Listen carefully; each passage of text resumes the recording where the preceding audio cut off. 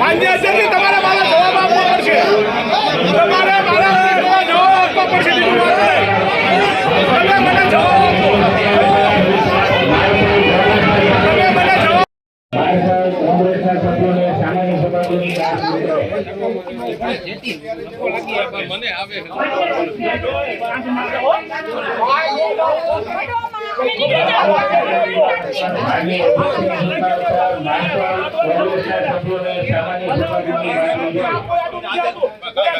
પૂછો કોઈ આ વિશે સાગર કે પૂછો કોઈ આ વિશે આ કોઈને યાદ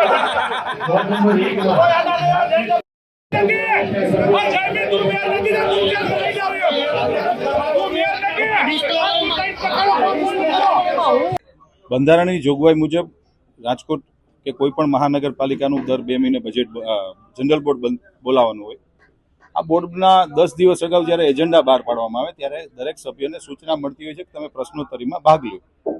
હવે ભાગ લેવામાં એક વર્ષોથી પ્રણાલી છે કે ચિઠ્ઠી કાઢવામાં આવતી હોય. એમાં ભાજપના સભ્ય હિરેન ખીમાણીનો પ્રથમ ક્રમ આવ્યો, બીજો ક્રમ ભાજપના સભ્ય વર્ષાબેનનો આવ્યો. એટલે હિરેન ખીમાણીયાનો પ્રશ્ન રોડ રસ્તાને લઈને જતો, સ્માર્ટ સિટીની અમૃત અને સ્વર્ણિમની કેટલી ગ્રાન્ટ રાજકોટમાં વપરાય છે, કયા જગ્યાએ વપરાય છે, કયા રોડ ઉપર વપરાય છે, સારો પ્રશ્ન હતો. પરંતુ દુઃખ સાથે કહેવું પડે કે વિપક્ષના સભ્યો એ જનરલ બોર્ડમાં આવે છે અને મીડિયાના મિત્રોની ફ્રન્ટલાઈન બની અને વિષયને પડીકું વારી અને પોતપોતાના ઘરે વયા જાય છે. કોંગ્રેસના ભૂતકાળની અંદર આજ મહાનગરપાલિકાએ ખૂબ સારા સભ્યો જોયા હતા, પરંતુ દુઃખ સાથે કહેવું પડે છેલ્લા 25 વર્ષથી વિપક્ષ જેવું કંઈ રહ્યું નથી. આજ કોંગ્રેસ હતી. રાજકોટની જનતાએ 2000 થી 2005ની અંદર શાસન આપ્યું હતું ત્યારે આપણને સૌને ખબર છે કે આ રાજકોટના કોંગ્રેસના સભ્યોએ શું શું કર્યું હતું. લોકશાહીની અંદર ચુનાવ એ મહત્વનું વસ્તુ છે. રાજકોટ મહાનગરપાલિકાના ચુનાવની અંદર માત્ર 4 સભ્યો ચૂંટાણા હતા. આ વખતે લોકશાહીમાં ચૂંટણી થતી હોય છે, લોકો મતદાન કરતા હોય છે. 4 સભ્યોમાંથી પોતે 2 સભ્યો આમ આદમી પાર્ટીમાં જાય છે. આમ આદમી પાર્ટીમાં ભાઈનું ભેગું નથી થતું એટલે વળી પાછા કોંગ્રેસમાં આવી જાય છે. પોતાને જીવનમાં મોટો કરવાનો એકમાત્ર શ્રેય વસરામભાઈ સાગઠિયા લઈ રહ્યા છે. એને કોઈ કોંગ્રેસ હારે રસ નથી, એને કોઈ પણ પ્રજા હારે રસ નથી. માત્ર વસરામભાઈ સાગઠિયા મોટા થવા જોઈએ એના માટેનો રસ છે. મેં સાર્વજનિક સ્વરૂપમાં એમને ચાલુ બોર્ડે કીધું હતું કે એક વખત તમે જીપીએમસી એક્ટ, એને પોતાને ખબર નથી કે ગુજરાતની સ્થાપના પછી મહાનગરો ગુજરાતની અંદર જીપીએમસી એક્ટ કામ કરે છે, તો બીપીએમસી કરે. હું ફૂલ ફોર્મ જોઈ હવે તો ઠીક છે બોલી જશે, પરંતુ ચોપડોની પાસે લઈ લો તો ખાલી જીપીએમસી એક્ટનું ફૂલ ફોર્મ આપે કે ગુજરાત મ્યુનિસિપલ પ્રિવેશન એક્ટ. આ એક્ટ મુજબ મહાનગરપાલિકાઓ ચાલતી હોય છે. એટલે આ મુશ્કેલી બિલકુલ વ્યાજબી છે.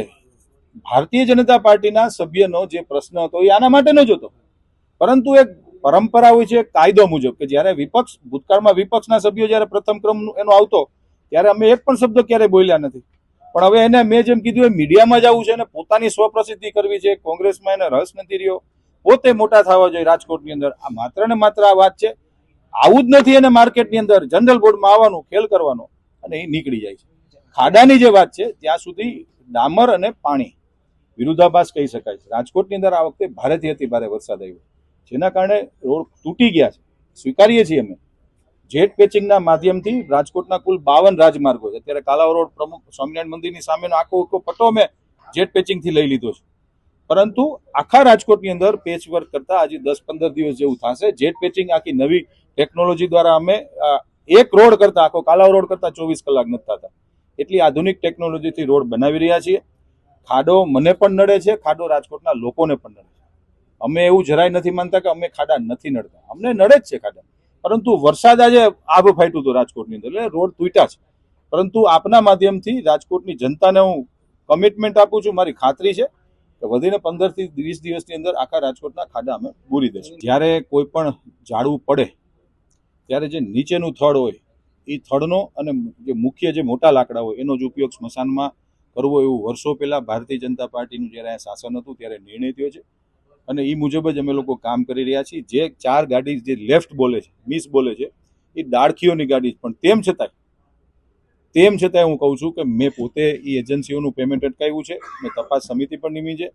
જે નિર્ણય આવે એ કંપનીને બ્લેકલિસ્ટ કરવામાં આવશે અને ભારતમાં કોઈ પણ કોર્પોરેશનમાં એ કામ નહીં કરી શકે એના ધંધો મુકાવી દેશું અમે એને, અને બેન્ડ વાર દેવાના છીએ, અમે કોઈને મૂકવાના નથી.